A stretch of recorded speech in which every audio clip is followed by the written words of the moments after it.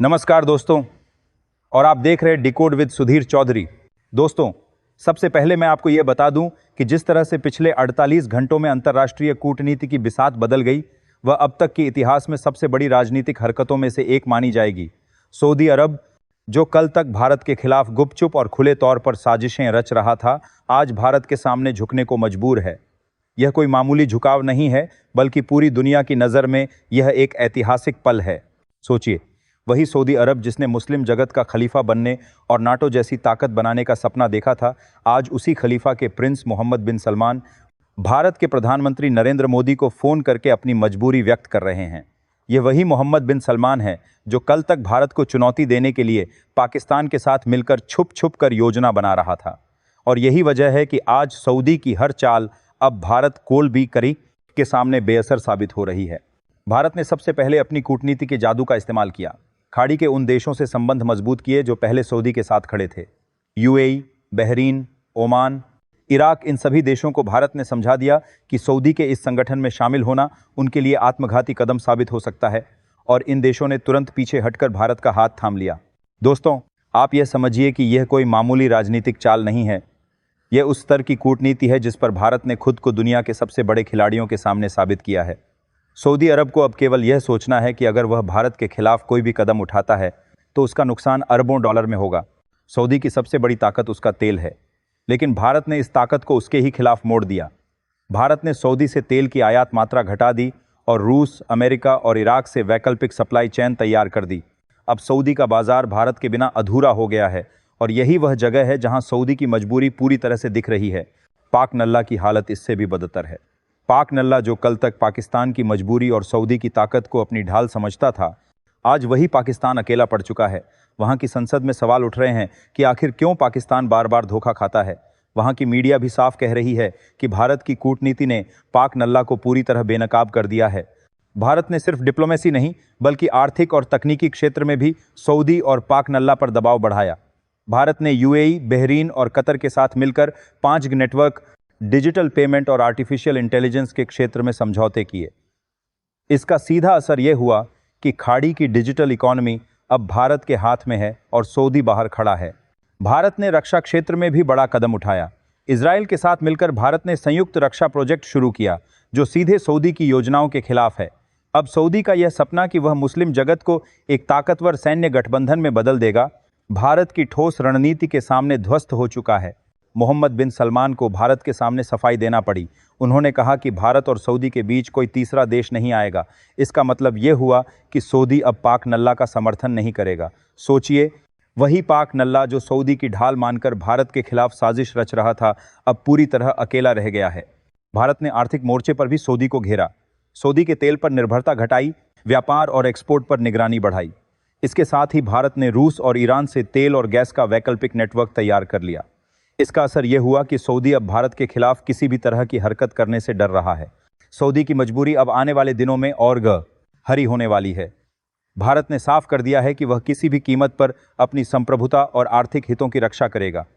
और यही वजह है कि मोहम्मद बिन सलमान बार बार भारत को आश्वस्त कर रहे हैं कि कोई तीसरा देश उनके रिश्तों में बाधा नहीं बनेगा। पाक नल्ला की हालत इतनी खराब हो चुकी है कि वहाँ के नेता अब एक दूसरे पर दोष डाल रहे हैं। कोई कह रहा है कि सऊदी ने धोखा दिया, कोई कह रहा है कि भारत चालाकी से आगे बढ़ा, लेकिन सच्चाई यही है कि भारत ने सबको दिखा दिया कि उसकी कूटनीति और आर्थिक रणनीति का मुकाबला कोई नहीं कर सकता। भारत की ताकत आज उस मुकाम पर पहुंच चुकी है जहां उसकी डिप्लोमेसी और अर्थव्यवस्था एक साथ काम कर रही हैं। यही वजह है कि अब दुनिया के बड़े संगठन भारत को हल्के में नहीं देख सकते। चाहे संयुक्त राष्ट्र हो, G20 हो, ब्रिक्स हो, हर मंच पर भारत की आवाज़ गूंज रही है। दोस्तों, यह नया भारत है। यह भारत किसी दबाव में झुकता नहीं। यह भारत अपनी शर्तों पर खेलता है और पूरी दुनिया को अपनी ताकत दिखाता है। भारत की सेना, उसकी टेक्नोलॉजी, उसकी आर्थिक ताकत और उसकी अंतर्राष्ट्रीय कूटनीति अब एक नई पहचान बना रही है। पाक नल्ला अब पूरी तरह अकेला है। उसकी सरकार कमज़ोर, जनता परेशान और उसके दोस्त सऊदी अरब सहित सब दूर हो चुके हैं। अब पाक नल्ला को यह समझना होगा कि भारत के खिलाफ कोई चाल चलना उसके लिए महंगी साबित होगी। सऊदी की मजबूरी यह है कि अब उसे भारत की हर शर्त माननी पड़ेगी। उसके पास कोई विकल्प नहीं है, और यही वह बदलाव है जिसे दुनिया देख रही है। दोस्तों, आने वाले दिनों में आप देखेंगे कि भारत कैसे पूरी दुनिया में अपनी पकड़ मजबूत करता है।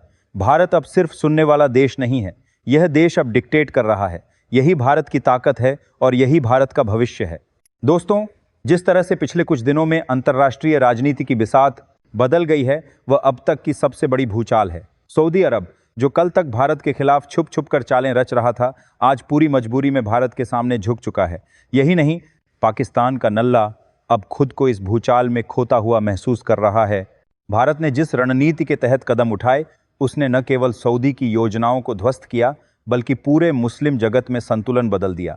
अब जो देश पहले सऊदी के साथ खड़े थे, उन्होंने साफ शब्दों में कह दिया कि वे भारत के खिलाफ किसी भी गठबंधन में शामिल नहीं होंगे।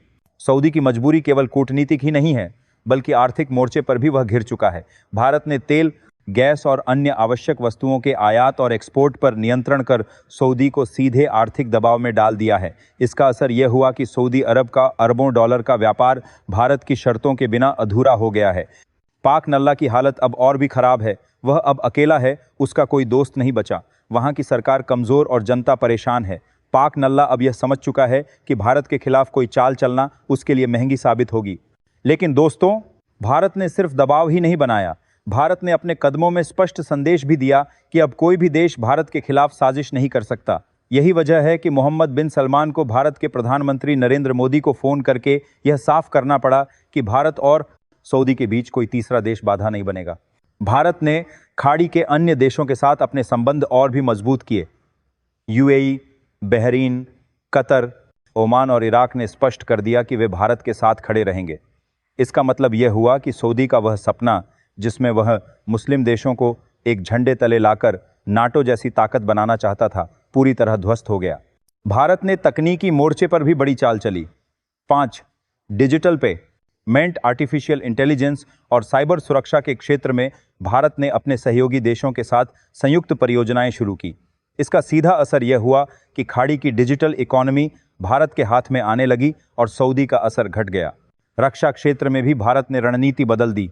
इजराइल के साथ संयुक्त रक्षा प्रोजेक्ट, हथियारों का आधुनिकरण और खाड़ी देशों के साथ मिलकर प्रशिक्षण कार्यक्रमों ने सऊदी के सैन्य सपनों को ध्वस्त कर दिया। अब सऊदी समझ चुका है कि भारत के सामने खड़े रहना उसके लिए आत्मघाती कदम होगा। पाक नल्ला की स्थिति अब बिल्कुल कठिन है। वह खुद को बचाने के लिए सऊदी पर निर्भर था, लेकिन सऊदी अब उसके साथ नहीं है। पाकिस्तान के विपक्षी दल और मीडिया खुलकर यह कह रहे हैं कि भारत की कूटनीति ने पाक नल्ला को पूरी तरह बेनकाब कर दिया है। भारत ने यह भी सुनिश्चित किया कि अंतर्राष्ट्रीय मंचों पर सऊदी अकेला महसूस करे। संयुक्त राष्ट्र, G20 और ब्रिक्स जैसे मंचों पर भारत की आवाज़ अब दबदबा बनाने लगी है। अब किसी भी देश की सऊदी के पीछे खड़े होने की ताकत नहीं बची है। दोस्तों, यही वह भारत है जिसे कल तक कमज़ोर समझा जाता था। आज वही भारत पूरी दुनिया की कूटनीति और आर्थिक ताकत का केंद्र बन चुका है। अब भारत न सिर्फ अपनी संप्रभुता की रक्षा करता है, बल्कि अंतर्राष्ट्रीय मंचों पर अपनी शर्तें मनवाने में भी सक्षम है। सऊदी अरब अब हर मोर्चे पर झुकने को मजबूर है। वह समझ चुका है कि अगर उसने भारत के खिलाफ कोई कदम उठाया तो उसका आर्थिक और राजनीतिक नुकसान अरबों डॉलर में होगा। यही वजह है कि मोहम्मद बिन सलमान बार बार भारत से सफाई मांग रहे हैं। पाक नल्ला की हालत अब इतनी दयनीय है कि वहाँ की जनता सड़कों पर उतर रही है, महंगाई चरम पर है और सरकार संकट में है। वह अब समझ चुका है कि सऊदी की मजबूरी उसे बचाने के लिए पर्याप्त नहीं है। अब अगर भारत चुका है, कई वहाँ की बात कही है, कई वहाँ की बात करी है, वहाँ को 200 मजबूरी के साथ जार कर रही है, कई वहाँ की जनता प्रति है कि पर्याप्त आगले की बात कर रही है। अब अगर भारत सड़कों पर बहुत तीखा आगले के साथ जार कर रही है, वहाँ कोई 200 आहे तो पाक नल्ला पर ऐसे कदम उठा सकता है जो उसकी सत्ता को हिला देंगे। भारत ने इस पूरे खेल में यह संदेश भी साफ कर दिया है कि अब कोई भी देश भारत के खिलाफ चाल चलने की हिम्मत नहीं करेगा। यह संदेश न केवल सऊदी और पाक नल्ला को गया है, बल्कि पूरी दुनिया को भी गया है। अब आने वाले दिनों में आप देखेंगे कि भारत किस तरह से पूरी दुनिया में अपनी पकड़ मजबूत करता है।